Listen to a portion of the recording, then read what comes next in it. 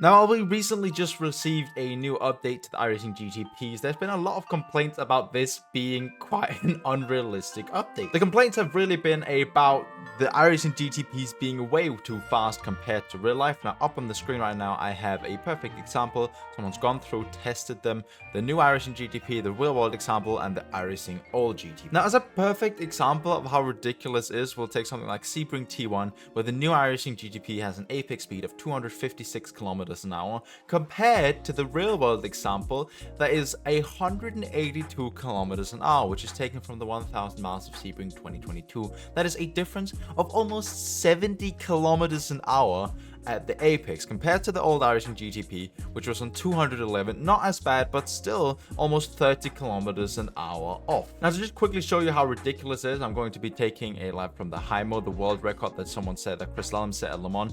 Just look at how ridiculous the speed is through Porsche curves. This is on a lap that's a 3:15.6. In real life, these cars in qualifying are doing 3:23s, 3:22s, so that's a difference of 7 seconds over a single lap compared to the real life Le Mans example. Now, fortunately enough, iRacing were very quick to push out a statement basically saying, hello, just a quick note that our team has been monitoring this feedback closely, and down here that they wanted to make sure that they are aware, that they know of the complaints, they know that it is quite ridiculously off, and they basically say down here, we strive to deliver the best simulation of real racing as possible.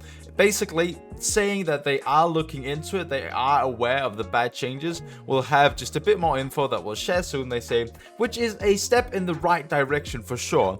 How they've managed to get it so far off in the first place is just completely beyond me, because it was already too fast, so the fact that it is now even faster is, in my opinion, something quite ridiculous and quite questionable. Now, they have said they're doing something about it, which is exactly what is positive and exactly why we're not going to be talking about it anymore. However, I also feel like making a full video just on the topic that these cars are a bit too fast is a bit too little for one video. So I'm also going to just be doing a race here at Sold Up. This is basically unofficial. It is ridiculous that we are doing a GTP race at Sold Up and someone's already been taken out behind. Looks like we've gone green, at least people have thought it. There we go. We are doing a last question mark, seeing where this is gonna end up. I mean, I'm gonna guess that we're gonna end up in the wall. Someone's overshot it. We're just about struggling for grip in T1. Oh my god, someone's bringing the debris onto the track here. Now that is a start already up to P4 from P9 after just 2-3 corners, basically. Oh my god, that is absolutely... that is ridiculous. Oh... See, this is why I thought this was a good idea, right? It's too simple to just talk about the one topic in one video, which is why doing a race like this, stupid race, sold up, absolutely ridiculous, is probably a good idea, right? I give you guys a little bit more content for today. And, yeah, we've got basically no one else doing this. I'm recording this at 11:30. It's a not very popular track for GTP racing, so there are not really any other cars in the other classes. But that still doesn't mean that we can't have some fun in it, right? Now, I also think this is something that needs to be talked about. Basically, you saw us just going through there, and there just being a stupid amount of debris. The debris also seems to be quite a bit overdone. I will have to say that. First of all, the grip reduction is quite incredible. Now, of course, I've never tried driving in like debris like this in real life. Oh my god. But I highly doubt that it is this extreme that you end up basically having the same amount of spray as you have in the rain from one car going off, and then all the other cars following in his debris footsteps. So I think iRacing has got quite a bit of tweaking to do for this to actually be a proper update. I still think, though, that the Ferrari is really, really fun to drive, especially when people know how to drive it, but that guy is just not exactly the greatest. I still think it's a lot of fun to drive purely driving-wise. It is just the unrealism of it. It's just, you know, it's not exactly great, especially for the people who buy iRacing, because of the fact that it is marketed as the most realistic sim.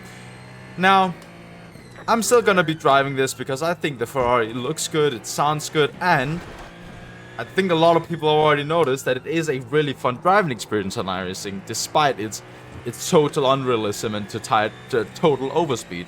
It's still like driving an LMP1 car, which is extremely fun machineries, right? Like, look at this. It is actually crazy with the dust, just because a bit of dust on the track, and it's absolutely blowing you up like crazy. I mean, I've never driven in real life, but this also seems way too overdone from what I have seen of like onboards and stuff. It seems absolutely insane to me. Now, let's see if we can try and make a move on this guy. It needs to be a proper send, not just some stupid stuff. We'll see.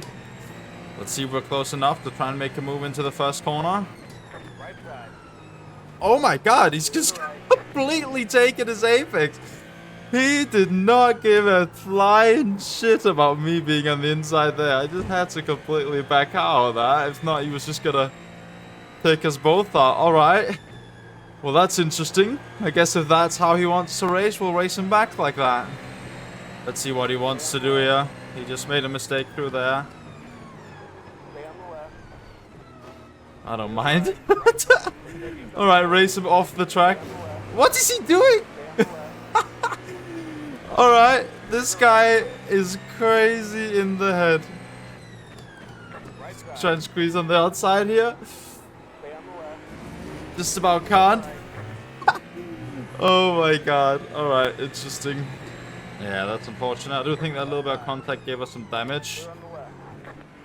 Which is not exactly great when you're on a track where dirty ass difficult and stuff like that, but oh well. At least it was fun for the memes of it. Absolutely grit and go this just to get some more fun content, and I guess it ended up turning out quite fun. Yeah, the car's definitely got some damage, not handling optimally. Oh well, let me know what you think about iRacing's newest update to the GTP. Do you think it's ridiculous how they can get it this wrong? Obviously it is, but on the other side, we can't give them too much slack because they responded quite quickly to it, and I think they're on the case, so let's hope they drop an update soon, doing just something about this, because, well, it's pretty ridiculous. If you enjoyed this video, make sure to subscribe. I'm Marcus, and I'll see you in the next one. Bye!